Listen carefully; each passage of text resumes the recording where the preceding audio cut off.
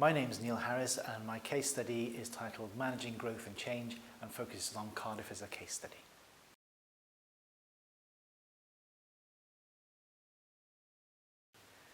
Imagine that you are planning a city and imagine that that city is Cardiff.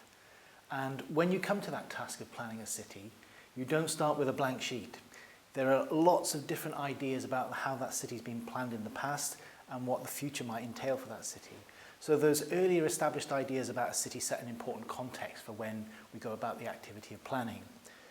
Those earlier ideas can create pathways that a city might take, or different opportunities, but those earlier ideas about how we plan a city also put in place important constraints.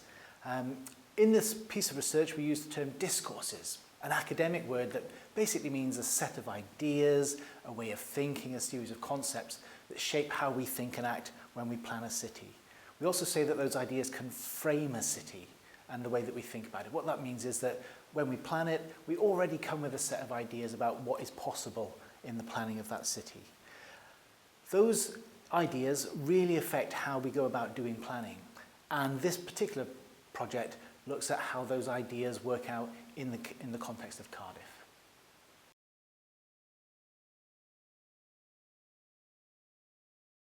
The project looks at a discourse analysis of Cardiff. That means that basically it's the researching of the ideas, the concepts that planners and politicians have used when they've been researching or thinking about the planning of the city. And the project looks at those ideas in a historic way as well. So it researches those ideas over a period of 40 or more years. The methods that we used in the project, firstly, looking at historical archives, looking at old plans, old documents, newspapers, research reports that have been laid down over that 50-year period. What those reports give us is, if you like, an official record of the ideas that people have used when they've been planning Cardiff. We've complemented those historical archives with some interviews with people, because we're looking at a very recent history here, a history from the 1960s onwards.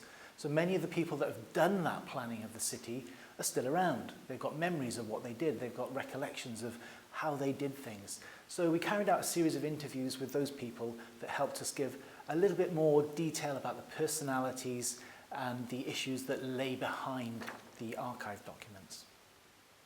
What this allows us to do is to bring together these historical archives, these documents in libraries and in the council offices, with the interviews that people have given us in their memories. And because it's a historical piece, what it's like is putting together a little jigsaw of these different fragments from history of what people remember, what this plan said, and so on.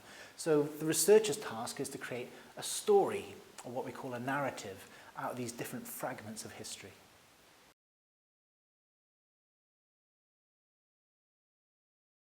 The findings from the project give us a nice overview of Cardiff's history and its planning and development. It identified for us that in the 1960s, there were some really radical visions for how Cardiff would grow and develop.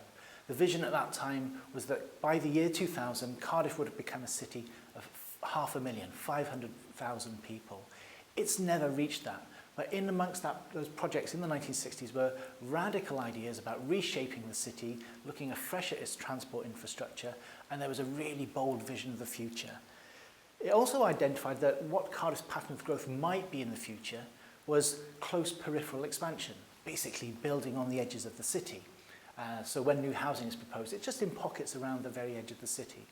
And that was identified as giving Cardiff this impression of a single, coordinated, growing city. But even in the 1960s, they were aware that that kind of development of Cardiff would lead to car-based solutions to transportation, would make very difficult putting in rail and other public transport solutions for the city. In the 1970s, we get a different set of ideas happening around Cardiff. Cardiff doesn't grow to the 500,000, it declines. And inner parts of the city decline in particular, but you've still got suburban growth. So what you have in the 1970s is a hollowing out of the city of Cardiff. It's physically growing, but the population is actually declining. And an interesting set of different ideas come around about how the city will grow in future. So the things that we take for granted these days, like the M4 motorway, were being anticipated. How was that going to change the shape of the city? How might other transport infrastructure open up the waterfront strip, what we now know today as Cardiff Bay? Progressing that forward, we then looked at the ideas that were evident in these plans and documents from the 1980s, where we get significant inner city decline. We get the loss of some of these strategic employment sites on the new roads infrastructure in the city being used for out-of-town retailing. So the shape of the city changes yet again through the 1980s. And the M4 motorway becomes effectively what's called the logical limits to the development of the city. In the 1990s, we get a different set of ideas again. We get a much more confident and forward-looking city coming through in our plan documents. We get the idea that it will be a European capital. So there's a degree of optimism about the future of the city in the 1990s, but we get a strong argument coming forward that the city, at some point in the future, will come very close to reaching the limits of its growth, i.e. it's an expanding city, but there's a concern that at some point soon, there will be nowhere left to grow. And then we get the 2000s, where we get green belts proposed for the city as a way of trying to organise how the city develops. And there's a real concern through the 2000s that if we are getting very close to the point where the city cannot expand any longer within its limits. It's going to have to depend on a wider regional approach to managing growth.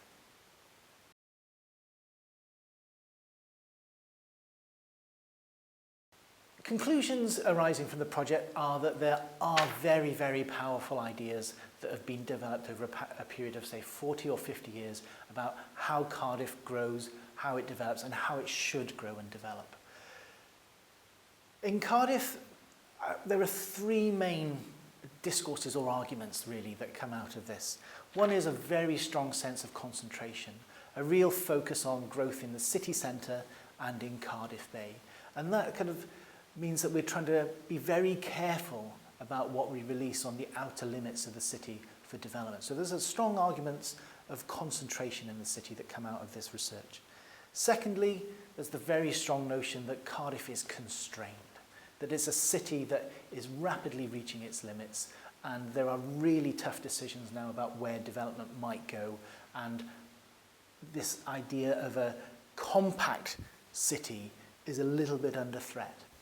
The third is that where we have had growth in Cardiff, it's gone for this model of what we call close peripheral expansion, which means developing on the very edges of the city over the years and repeatedly doing that model. And that's meant that it has been hard to produce more sustainable transport solutions in the city. It also means that the countryside, the green spaces of the city, get ever further away from the residents of Inner Irvine, Cardiff. I suppose what the history also tells us is that change is very difficult to manage. If cities are on a trajectory, it's like a ship, it's moving in a particular direction. That means that those wanting to promote very different ways of the city might grow, that it's really hard to change direction. I suppose the other thing that, spinning out of the research that we haven't done in the research that would be interesting for anyone to do in their geography, would be to think about how those arguments that have been developed over the last 50 years, to what extent they shape the current discussions happening in Cardiff about growth, development, housing, transport, economic development through the council's local development plan process.